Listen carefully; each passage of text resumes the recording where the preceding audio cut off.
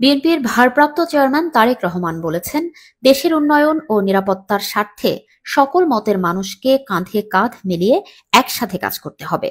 তিনি বলেন, মতপার্থক্য গণতন্ত্রের স্বাভাবিক, তবে দেশের অগ্রযাত্রায় ঐক্য জরুরি।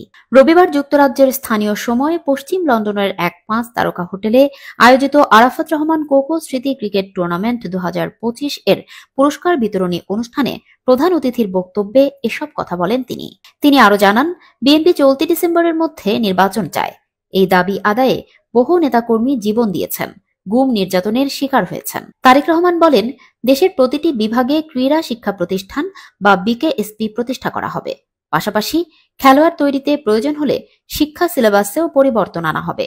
বর্তমানে দেশের ৪টি বিভাগে বিকেএসপি রয়েছে জানিয়ে তিনি বলেন, সরকার গঠন করলে প্রতিটি বিভাগে নতুন বিকেএসপি গড়ে তোলা হবে।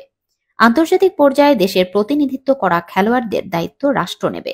তিনি জানান, ঢাকা শহরে ওয়ার্ড ভিত্তিক খেলার মাঠ গঠনের পরিকল্পনা রয়েছে। অন্তত ২টি ওয়ার্ডের মাঝে ৩ থেকে ৪ বিঘা জমি নিয়ে মাঠ করা হবে, যেখানে বাচ্চারা খেলবে, মুরব্বীরা হাঁটবে। একটি স্বাস্থ্যসম্মত পরিবেশ তৈরি হবে। তারেক রহমান আরও বলেন, স্কুলের পাঠ্যসূচিতে খেলাধুলা ও দ্বিতীয় তৃতীয় ভাষা অন্তর্ভুক্ত থাকবে। এগুলোর জন্য পরীক্ষায় আলাদা নম্বর থাকবে, যেন শিক্ষার্থীরা বাধ্য হয় খেলাধুলায় অংশ নিতে। প্রয়াত ছোট ভাই আরাফাত রহমান কোকোকে স্মরণ করে তিনি বলেন, একজন বড় ভাই হিসেবে গর্ব করার মতো সব গুণই আমার ছোট ভাই কোকোর মাঝে ছিল।